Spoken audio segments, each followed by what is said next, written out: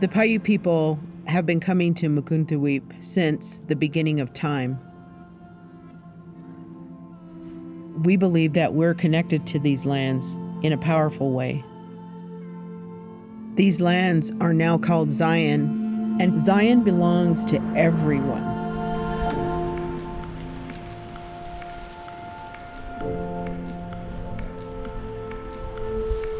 Zion has many gifts to give, but there's also a need for balance, and we have to be able to give back. It's important that people take the time to connect to this land and to connect in a personal way. As Paiute people, we have many stories that come from these lands, and each of us can make our own story here.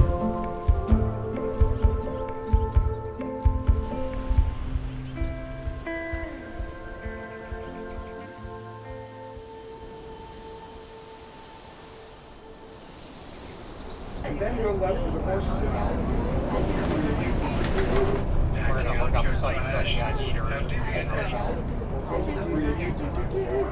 Thanks, Connie. Have a good day. Good luck, guys. Do a good job. Thank you. You spend enough time in a place and you start to care for it, and you spend enough time in a place and it becomes home, and that's Zion for me, is a place that feels like home. Climbing's been a part of my life longer than anything other than my immediate family. I watched Cliffhanger when I was 14 and thought, I can do that. That started something, and it's progressed from there, and so it's more deeply ingrained in me than most things in life.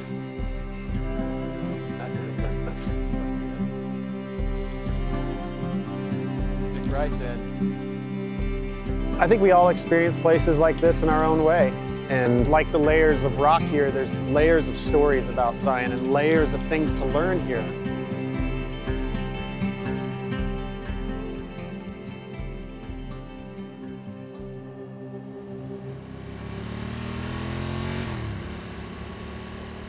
When I was 19 years old, my parents decided that they were going to take a trip to a national park, and it was going to be a family affair. Before we even landed, I was just enthralled right away. That experience really took a hold of me, and it stuck with me. And I saw people my age that were working there, and I said, what a cool thing to do. That was kind of the beginning of it all. I didn't care what job I had. I just wanted to be out there. When I tell people I work in Zion National Park, they often tell me, oh, that's awesome. And that just sounds like the most fun job ever. Morning, Dad. And I will say I do enjoy my job, but I find that I spend most of my time these days inside the office. Sitting in a chair all day is something that I was originally trying to avoid. But I think over the years, my perspective has changed. And I don't necessarily view the office job as I once did. I feel that the work that I'm doing is meaningful. I'm one of many that are putting in this contribution to not only help protect the park in the present and in the future, but also to help provide a quality experience.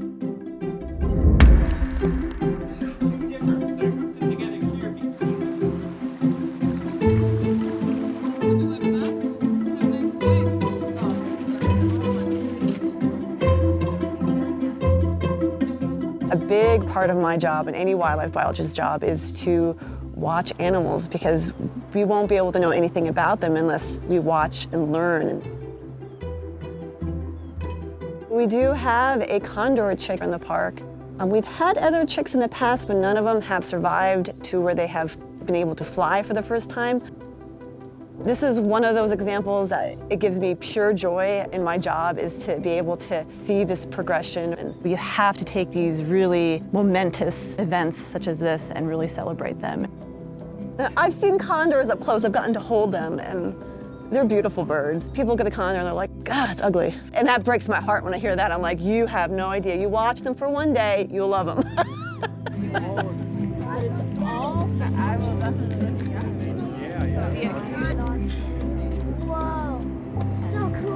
working every day, monitoring these animals and actually seeing something successful happen out of it. We have to help people understand the importance of the place they are currently in and to make them care about it. It is really important for people to remember that we as humans are part of the ecosystems.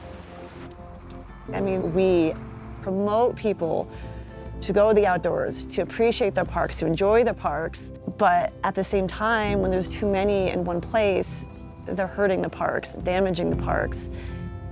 I see the impact that people have on this place firsthand every day with my job. And how do we find that balance? I don't really think we have an answer to that quite yet.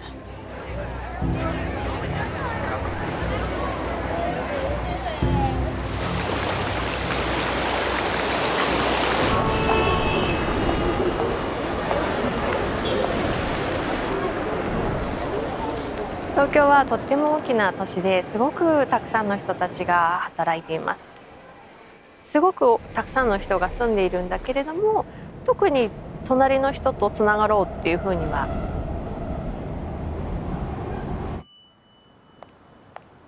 子供の頃は公園、外で遊ぶのが大好きですごく気分が解放されて、やっぱりまた外でなんか遊びたいなって思って、行ったことのないところとかやったことのない経験、これからザイオンに行けるんですけど、めちゃめちゃ楽しみにしてて、そこでの経験と自分がどんな気持ちになるのか、もう本当になんかスケールが違う。待ち遠しくて仕方がないです。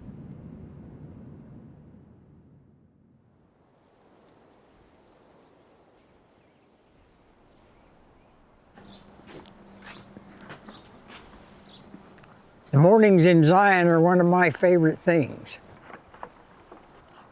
But I've been milking cows since I was 5 years old.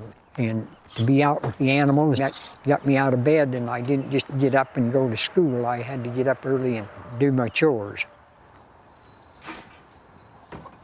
We moved here in 1962, and I got a job as a naturalist and worked for 14 summers in Zion Park. There's nothing in all the world like Zion in my estimation. And I think almost as impressive as the engineering and operation to build trails and make access to it that has been going on since the beginning of the park.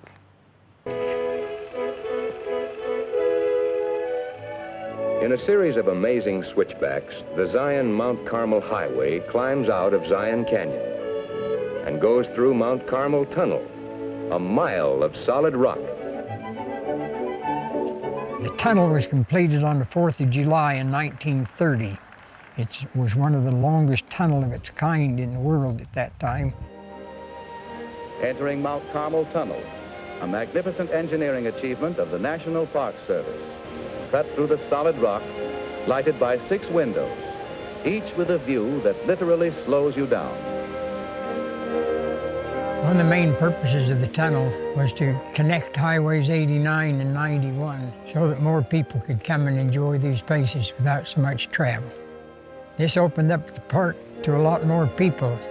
It's more like Disneyland now than what it used to be. But before artists came in and surveyors came in, people just wouldn't believe a place like this existed.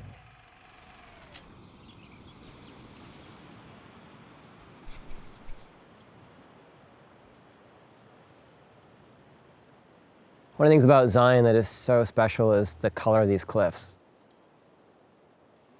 The combinations of the white and the orange and the red of the sandstone. It's a painter's dream. It's almost like the park itself is a work of art. It's a painting. It has this perfect combinations of colors already here.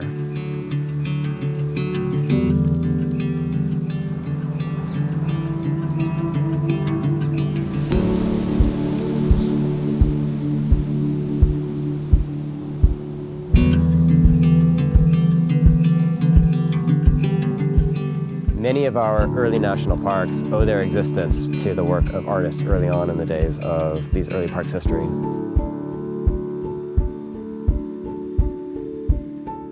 Delabar wrote and painted, and it was a combination of that written word with the visual images to go along with it that inspired people to believe perhaps a place really did exist that they were describing that looks so otherworldly.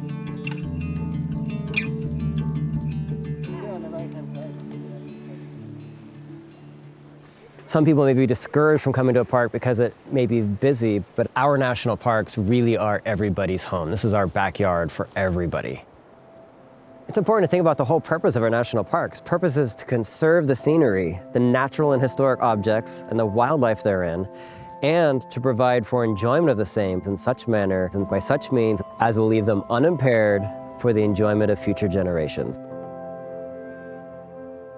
So that's a quote from the Organic Act of 1916, establishing the National Park Service. And so within those lines is the framework that these national parks are here for, what they're built upon, and that is preservation for public enjoyment. And there has to be a balance in there. We have to have people coming here. That's what they're here for. This is not just wilderness preserves in and of their own intrinsic value, but they're here for us to enjoy. And I think it's really important that people do come out here and find their own connections and their own perspective and realize just how special these places are and why they are protected.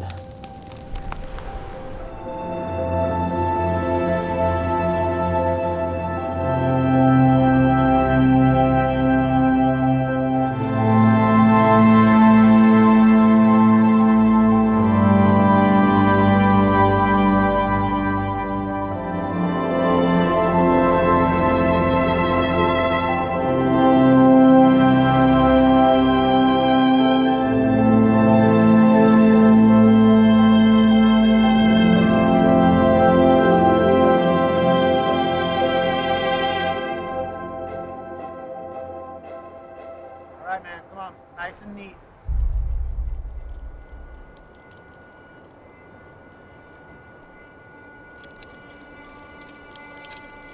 Lock it up there, have your finger lock in the back of it, don't forget.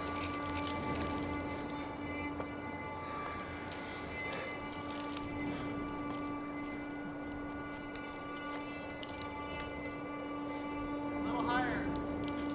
Come on, buddy.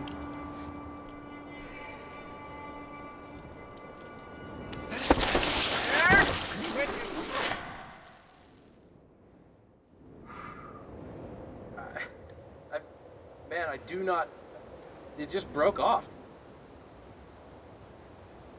When you tie in with someone, there's an unspoken commitment to that person. And that commitment is, I'm here to save your life. It's fragile everywhere here. There needs to be a healthy respect, whether you're in the vertical terrain or whether you're in the horizontal.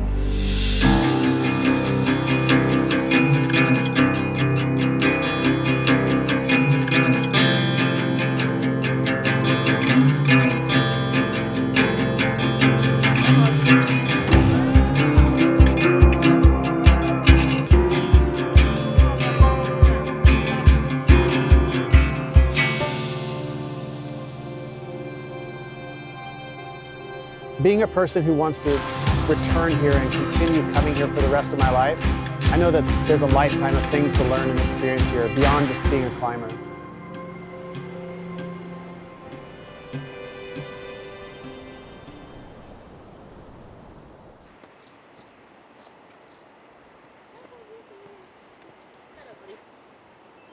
One, two, three. 日本では見たことのない自然を見たいなと思って来ました。自分がどんな風な気持ちになるのかっていうのを、楽しみに来ました。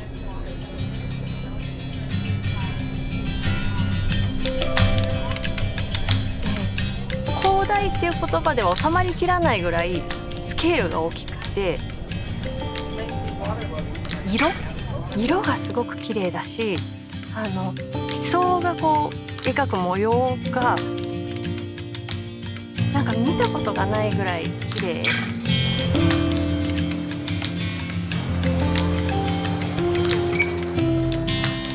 そういうこうパワフルな一面も持っているけれども、例えば触って別にもう例えばすくった時にそれが自分をこう傷つけるわけでもなくて、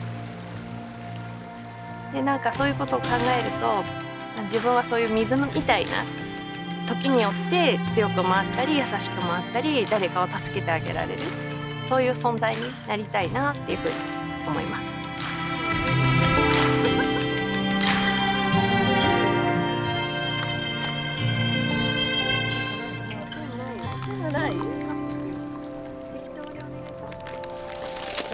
見て見て、すごいよね。めっちゃ綺麗。カレー。じゃあ前行こうかな。あ、いい匂い。美味しい美味しい。結構いける。なんかちゃんとしてた。3秒ルール。星も出てきたし。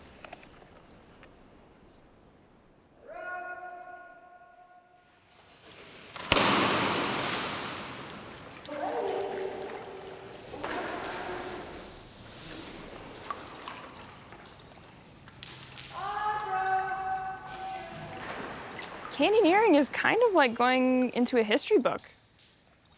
And it gives you a really neat and overarching view of the geology and the formation of the area.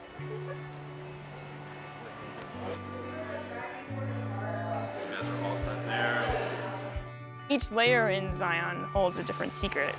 And being able to interact with that in such an intimate space as a canyon gives you a completely different view of the canyon as this very personal and historic place.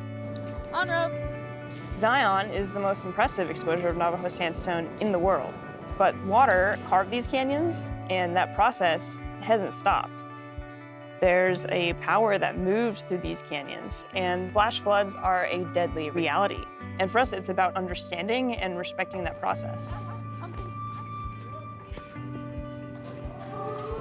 Going into canyons is kind of like going into the arteries of the earth. Where water flows, energy also flows. You're in these places where it's really narrow.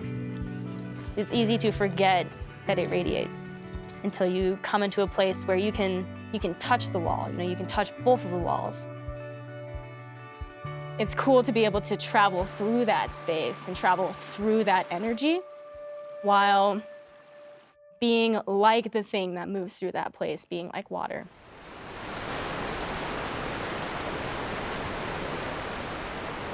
Water is very powerful.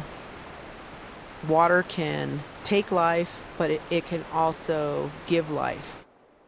Water has a significant piece in our culture because we're high desert people, and here in Zion National Park, just like any other places here in our traditional land, there just isn't a lot of water except for this river that runs through it.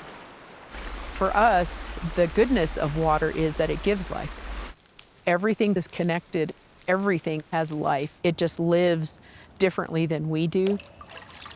Our belief is everything that was created here, plants and animals, the rocks, had a life like us at one time, and that they could understand the Paiute language. That's why the language is so important for us to retain.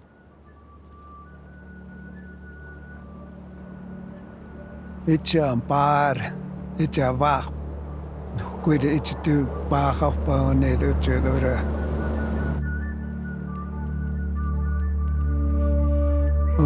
He's a my picantum, or a vante, who power, puppy and Eastern in quid, or it's a alpa, piaron.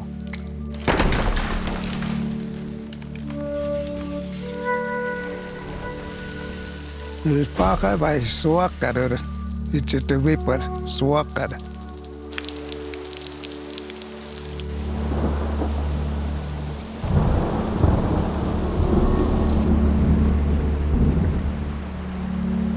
Paiute people have this inherent responsibility to care for the land. We're tied to the land. Our culture is tied to the land. So if the land goes away and the land is mismanaged or misused, then our culture goes away. Both of my parents taught me from when I was little that my ancestors connect me to this place. When I come here, I think of all of the stories my parents told me. And I want to make sure that my kids know where they come from. Zion helps me know who I am from my history and my people. As parents, I think it's very important for us to convey our traditions to our children, and they always see that as a significant part of their life, that they're able to pass it on to their children. And we live on forever.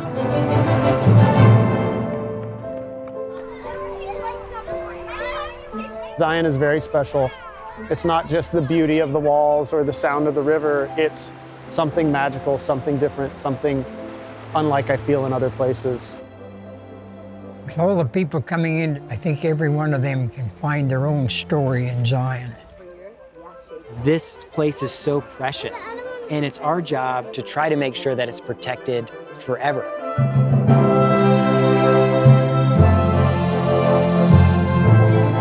When you think about what you can do to be a steward of the national park, people often think really large scale, but it can be very, very simple things. Every little action, if replicated over many people, will have a really large impact worldwide. 日本とザイオンの自然の違いを感じるのと一緒に、ザイオンの自然の中からすごく厳しい自然の中でも成り立っているってところから感じて。